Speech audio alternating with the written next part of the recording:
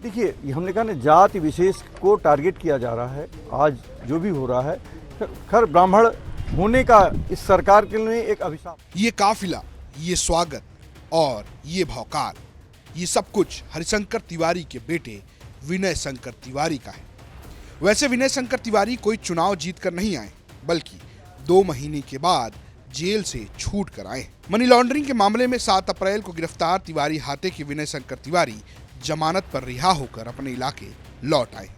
जैसे ही उनके लौटने की जानकारी उनके समर्थकों को मिली तो वो स्वागत के लिए तमाम तामझाम लेकर पहुंच गए। पूरे तामझाम के साथ उनका स्वागत भी किया गया। कहते रोक टोक से नहीं रुकेगा, नृप समाज अभिचारी है, ग्रीवाहार निष्ठुर कुठार का ये मदान अधिकारी है। तो ये सरकार मदान है और अहंकार से युक्त है, और अपने अहंकार युक्त कार्रवाई जो किया उसको आपने देखा कि न्यायालय ने किस तरह से उसका जवाब दिया, और आज हम आपके सामने हैं। सरकार केवल और केवल बदले की भावना से इस कार्रवाई को अंजाम दी थी। समाजवादी पार्टी के नेता विनय शंकर ने न सिर्फ अपनी ताकत दिखाई, बल्कि उत्तर प्रदेश की योगी सरकार को ब्राह्मण विरोधी भी करार दिया। यहाँ तक दावा कर दिया कि सिर्फ एक जाति ही उत्तर प्रदेश में सत्ता चला रही है। आज प्रदेश में जातीय राजनीति हावी है। आप देखिए, किसी भी जिले को उठाकर देख लीजिए, प्रदेश के अधिकारियों को उठाकर देख लीजिए, तो एक जाति विशेष के लोग ही हर जगह बैठे हुए हैं, और वो जातीय मानसिकता से ही कार्य करने का काम कर रहे हैं, और उससे इसीलिए पूरे प्रदेश में कानून व्यवस्था प्रभावी है। आज देखिए, लचर कानून है, हर जगह कोई न कोई ऐसा कार्य हो रहा है, और सरकार का उस पर, सरकारी मिशनरी पे नियंत्रण नहीं रह गया है। अगर कायदे से देखा जाए तो सरकार को इस्तीफा दे देना चाहिए। नैतिक दायित्व है सरकार का कि लोगों को सुरक्षा प्रदान करे। आज प्रदेश में अराजकता का माहौल है, सरकार कुछ भी कह ले, लेकिन पूरे प्रदेश में आज कानून का राज नहीं है, अराजक राज्य है।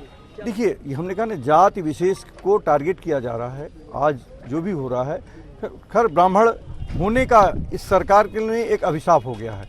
आप देखिए, अभी बस्ती में 2 लोगों की हत्या कर गई, सरकार ने उस पर कोई कार्रवाई नहीं की है। रुद्रपुर की घटना हुई, सरकार ने उस पर कोई कार्रवाई नहीं की। घनश्याम तिवारी की घटना हुई, उस पर कोई कार्रवाई नहीं की। विवेक तिवारी की घटना हुई, उस पर कोई कार्रवाई।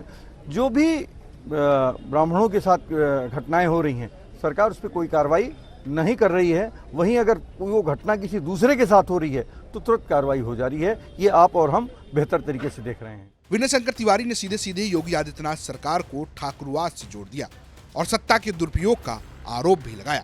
नहीं, पूर्णतः राजनीतिक है भाई। लोकतंत्र में जो भी घटना होती है, बिना राजनीति वो से अछूती नहीं रहती है, और बिना राजनीति प्रभावित हुए नहीं रहती है। हर घटना से राजनीति प्रभावित होती है, तो इससे कैसे ऐसा हो सकता है कि राजनीति अछूती हो जाए। जो भी किया गया, लोगों ने किया है, उसका परिणाम जनता देख रही है, और आने वाले समय में निश्चित रूप से उसका जवाब यहाँ की आदरणीय जनता देने का काम करेगी। आप राष्ट्रीय सचिव हैं समाजवादी पार्टी के, और जिस तरह के आरोप लगाए, जिस तरह घटनाक्रम हुआ, ईडी आती है, और जिस तरह से 7 अप्रैल को जिस तरह की कार्रवाई हुई, 10 जगहों पर छापे मारे गए, और फिर ये केवल देखिए, ये सरकार जो प्रदेश की सरकार है, केवल हमने कहा ना, अपने अहंकार और मदान में डूबी हुई है, और राज सत्ता जो संवैधानिक संस्थाएं हैं उनका दुरुपयोग करना, कैसे दुरुपयोग हो सके अधिकतम, तो आज अब राज सत्ता का दुरुपयोग करने का काम राज सत्ता कर रही है। उसी का परिणाम ये था, और न्यायालय ने हमें न्याय दिया। हमें न्यायालय पे भरोसा, और उसके लिए हम न्यायालय को धन्यवाद देते हैं। विनय शंकर तिवारी, जो हरिशंकर तिवारी के बेटे हैं, वो अब गोरखपुर में तिवारी हाथे की राजनीति करते हैं। यूपी की सियासत में कभी ब्राह्मण राजनीति का केंद्र रहा हाथा हमेशा गोरखपुर में मठ से सियासी टक्कर लेता रहा है, और एक बार फिर इस मुद्दे को लेकर माहौल गर्म हो गया है। लेकिन सवाल ये है कि क्या ये राजनीति साल 2000 तक चल पाएगी या नहीं। गोरखपुर से गजेंद्र त्रिपाठी की रिपोर्ट, यूपी तक।